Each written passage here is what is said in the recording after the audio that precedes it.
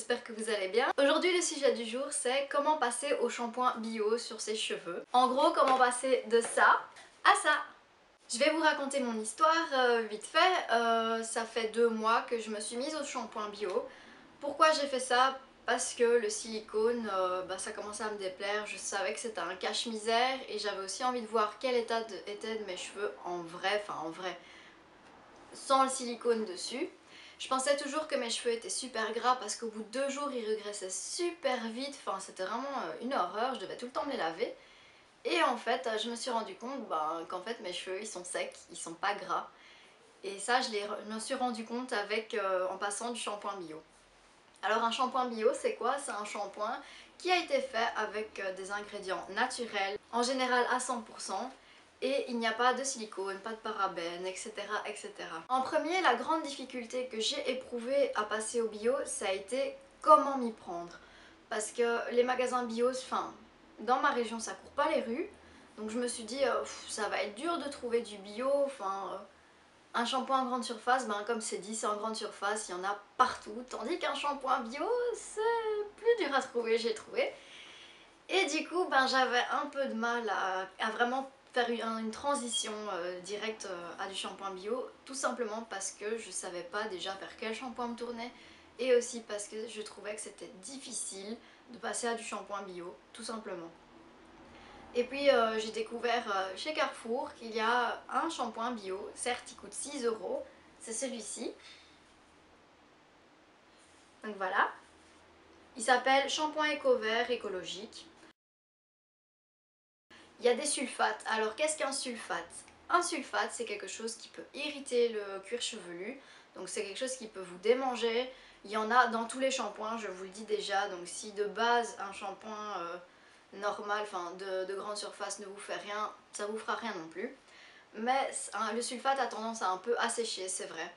Donc celui-là, il est dit qu'il est bio. Bon, il y a du sulfate, c'est pas non plus la mort. Voilà, c'est quand même un agent nettoyant de base. Mais il n'est pas 100% bio malgré qu'il le dit. Celui-ci, idem, c'est un shampoing biologique et pourtant il contient aussi du sulfate parce que c'est un agent nettoyant et qu'il est accepté et toléré des shampoings biologiques. Mais bon, pareil, il peut irriter. Même si celui-là, il a l'huile d'argan, c'est pas mal. Je vais vous expliquer comment ça va se passer quand vous allez passer à du shampoing bio, si vous le souhaitez. Déjà, vous pouvez aller acheter chez Carrefour ce shampoing-là pour commencer. Honnêtement, vous n'avez pas besoin d'après-shampoing avec celui-là parce que je trouve qu'il rend les cheveux super doux quand même. Il lave bien. C'est pas parce que c'est un shampoing bio qu'il lave moins bien. Ça, il faut absolument se le mettre en tête. Il lave tout aussi bien. En fait, la grande difficulté, c'est le silicone. Parce que vous allez avoir un cheveu beau.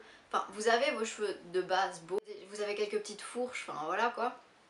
Mais votre cheveu est beau parce qu'il est gainé par du silicone. Le silicone, comme je l'ai expliqué, vous avez votre cheveu, et le silicone il va se mettre tout autour et il va gainer votre cheveu, le rendre beau, brillant, souple, facile à coiffer, il cache en fait votre vraie nature de cheveux et donc si vous avez les cheveux vraiment super abîmés en dessous, il cache la misère, clairement il cache la misère. Comme moi au début, quand j'ai commencé avec les shampoings biologiques, j'ai eu du mal.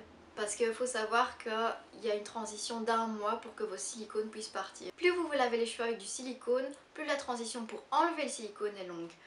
Moi je me les lavais depuis que j'étais, je pense petite, depuis que j'ai peut-être 8 ans, depuis que j'ai arrêté les shampoings bébés quoi. Et ouais, ça a été dur, franchement. En fait, ce qui s'est passé quand j'ai commencé à passer au shampoing bio, c'est que mes cheveux, ils étaient gras, pas au bout de 2 jours, mais au bout d'1 jour. Je crois que mes cheveux ils étaient en mode j'apprécie pas et je suis en train de me battre avec mon shampoing et tout, bref c'était l'horreur. Donc j'ai eu du mal et ça a duré pendant 1 mois, mais j'ai tenu bon et je pense que c'est là le truc le plus difficile que vous allez avoir, c'est de tenir bon. Et maintenant ça vaut la peine parce que maintenant je pense que j'ai plus de silicone, ça va faire 2 mois que je les lave au shampoing bio. Je pense normalement qu'il devrait plus y en avoir, ou peut-être encore un peu, mais en tout cas là je vois la vraie nature de mes cheveux, ils sont secs.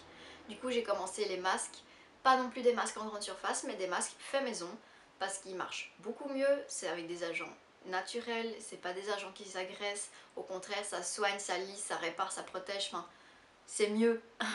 Sincèrement, même si vous êtes au silicone et que malheureusement les silicones ne font pas passer énormément les soins, mais ils passent quand même si vous êtes au silicone, prenez des masques naturels. parce qu'un masque en grande surface c'est du silicone en plus, votre protecteur de chaleur c'est du silicone en plus, votre après-shampoing c'est du silicone en plus, et au final vous allez retrouver avec une tonne de silicone. Le problème c'est que ça étouffe le cheveu, donc vraiment c'est pour ça la plupart de vous peut-être que vous avez les cheveux gras. Bon, outre le fait qu'on fait tout le temps ça et qu'on se les chipote et la pluie, comme maintenant d'ailleurs la pluie, hein, on se le dit bien, enfin bref. Il y a vraiment plein d'agents qui peuvent rendre vos cheveux gras. Ça, j'en ferai peut-être une autre vidéo plus tard parce que là, mon truc de base, c'est vraiment passer au shampoing bio. Je vais vous présenter quelques produits que je fais en masque. Le premier, tout le monde l'a, j'ai pas besoin de le montrer, c'est de l'huile d'olive vierge. Vous trouvez ça partout, dans les grandes surfaces aussi. Donc le deuxième produit, c'est l'huile de ricin, ça se présente comme ça. C'est une huile super visqueuse. Ah oui, quand je fais un masque, j'attends le troisième jour où mes cheveux sont gras et que je sais que je les lave le lendemain, obligé. Parce qu'un masque c'est gras, ça va vous rendre les cheveux super gras, mais quand vous allez les laver le lendemain, ils vont être tout beaux, tout lisses. Enfin moi, à chaque fois que je fais un masque le lendemain, je suis en mode waouh, mes cheveux sont trop beaux. Ricin, elle est peut-être très difficile à manier quand vous êtes, je vais dire, débutante dans les huiles. Elle est vraiment dure à mettre, donc cette huile vous devez absolument la couper avec une autre huile pour que elle soit moins visqueuse et plus liquide et plus facile, parce que ça a tendance à tirer même un peu les cheveux quand vous l'appliquez. Les gens l'appliquent sur les longueurs, certes ça nourrit les longueurs, c'est vrai, mais c'est ici qu'on doit appliquer tous nos soins parce que c'est dès la racine que votre cheveu a besoin de soins, a besoin d'être gainé. Plus vous mettez à la racine au lieu des longueurs, mieux ce sera pour votre soin puisque forcément ça va pénétrer dans votre cuir chevelu même. Ici, ils sont morts, tout ce qui sort de vos cheveux, enfin tout ce qui sort de votre tête plutôt, c'est mort. Cette huile-là, en grande priorité, on l'utilise pour la pousse des cheveux. Moi je l'utilise aussi pour la pousse des cheveux, je la mets sur mon crâne coupée avec de l'huile d'olive parce que l'huile d'olive ça aide pour les cheveux brillants et ça les nourrit beaucoup aussi. Elle est très nourrissante aussi celle-ci, hein. Donc franchement moi je peux me faire un gros masque nourrissant et en même temps qui fait pousser les cheveux forcément puisque l'huile de ricin est reconnue pour ça. Et je masse et je masse mon cuir chevelu et j'en répartis aussi ensuite sur les longueurs, vraiment là avec un peigne dit de coiffeur, enfin vous voyez avec une tige. Je l'ai pas sur moi donc je pourrais pas vous le montrer, mais bref c'est un simple peigne. Et ensuite je répartis et je brosse en fait sur le cheveu avec l'huile. Comme ça j'en ai vraiment partout. Ensuite ce que je fais c'est que je mets une serviette chaude autour de ma tête pour, avec la chaleur, que ça pénètre un maximum. Et je vais me coucher. J'ai un oreiller spécial pour les huiles. J'ai acheté un oreiller à 5 € chez Ikea pour dormir avec quand je fais mes masques. Autant vous dire qu'il est dégueulasse, hein. Malgré l'été d'oreiller, enfin voilà quoi, ça passe à travers, donc je vous déconseille de prendre votre coussin favori parce que ça va être difficile à vivre je pense. Enfin au niveau, il va être dégueulasse quoi. Donc voilà. Donc le premier masque que je fais quand même régulièrement c'est huile de ricin et huile d'olive. C'est vraiment deux très bonnes huiles si vous voulez les cheveux qui poussent et qui soient nourris. Allez-y, j'ai vu vraiment une différence. Vous pouvez tout simplement voir par rapport à ma première vidéo, je pense que j'ai quand même pas mal de pousses qui ont changé. Bon là j'ai les cheveux qui ont eu de la pluie donc ils sont assez un peu moches, clairement. Mais ils m'arrivent là, je les ai coupés hier, j'ai coupé ça. Donc j'ai coupé les pointes vraiment pour dire de couper les pointes, mais sinon, enfin voilà, moi je trouve qu'ils ont vraiment poussé. J'avais un carré plongeant avant, donc j'avoue. La deuxième huile que je vais vous présenter, c'est celle-ci. Donc c'est de l'huile de coco. Je l'ai achetée dans un magasin bio. Exactement, je l'ai achetée au Cora à Anderlecht. Dans le magasin juste à côté d'Histoire d'Or, je sais pas le nom du tout, je pourrais pas vous le dire, je vous le dirai sûrement en barre d'infos. C'est une huile qui m'a coûté 7 €, enfin 6,95 €. C'est de l'huile de coco pure, extra vierge. Il est marqué pour friture. Je l'utilise pas pour friture, je l'utilise uniquement pour mes cheveux. Alors cette huile elle a une particularité qui est différente des autres huiles, c'est que c'est une huile qui est liquide. Donc voilà, elle se présente comme ça, elle est blanche. Alors si vous n'aimez pas l'odeur de l'huile de coco, enfin de la noix de coco, comme moi, j'aime pas l'odeur de la noix de coco, enfin je trouve que c'est une odeur un peu trop forte, et bien celle-ci, elle n'a aucune odeur parce qu'elle a été travaillée. Donc c'est de l'huile 100% bio, elle a été traitée quand même, c'est pas vraiment, on l'a pas extrait, on l'a pas mis dedans et hop c'est fini, non, celle-ci elle a été traitée parce qu'on lui a enlevé son odeur, donc elle est dite raffinée. Elle marche tout aussi bien qu'une huile normale. L'huile de coco pareil, c'est bon pour la pousse des cheveux. Ça nourrit aussi, mais celle-là c'est une des seules huiles qui nourrit en profondeur la fibre capillaire. C'est la seule avec l'huile d'argan. Donc que demander de plus? C'est beaucoup mieux qu'un masque et vous pouvez le faire avant d'aller vous laver. Vous pouvez, quand vous prévoyez de vous prendre votre douche au soir et que vous savez que vous restez coconné à la maison. Oh, quel beau nom, Coco, coconné, enfin bref. Enfin, vous pensez que vous restez à la maison, mettez-la, sincèrement, vous la mettez, ensuite vous allez vous laver, vous aurez quand même, allez, même si c'est que 1 heure ou 2 heures, vous aurez déjà soigné vos cheveux parce que cette huile, elle agit après 30 minutes. L'idéal, c'est de la laisser poser toute la nuit ou un minimum de 4 à 6 heures, mais même 1 heure, ça fait déjà son effet. Certes, ça fera pas le même effet qu'une nuit, ça je vous le garantis. Quand vous avez une nuit de l'huile de noix de coco, vos cheveux ils sont juste magnifiques, sincèrement ils sont magnifiques, ils donnent de beaux reflets. Parce que cette huile décolore, faites attention, je dois absolument vous dire ce point là. Si vous avez une coloration chimique ou n'importe quelle autre coloration en fait, cette huile décolore. Elle décolore pas au point que vous avez plus... Enfin j'ai la même couleur de cheveux qu'avant, hein, même si j'ai les cheveux colorés. Mais elle m'a éclairci les cheveux, donc elle m'a enlevé... En fait, elle m'a enlevé tous les résidus dégueulasses de mes cheveux, dont les silicones en plus, parce qu'elle est excellente pour enlever les silicones, sincèrement. Elle marche vraiment bien cette huile, j'en suis très très contente. Donc l'huile de silicone. L'huile de noix de coco, elle décolore légèrement les cheveux. En fait, elle enlève juste la coloration que vous avez.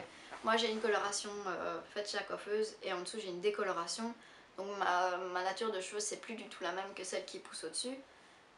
Elle me les a blondis à mort. Enfin, et j'aime bien hein, parce que je me tâte à vouloir me reteindre les cheveux en blond très clair, mais pour le moment ce qui me freine c'est justement que c'est à nouveau des silicones, ça a à nouveau abîmé ses cheveux. Et comme je les ai pas mal abîmés parce qu'il faut savoir qu'avant j'avais les cheveux presque en bas du pet. Donc ça me fait un peu mal de me dire que je vais les réabîmer alors que je viens de tout couper pour repartir entre guillemets sur une bonne base. Franchement l'huile de coco, vous ne serez pas déçus non plus.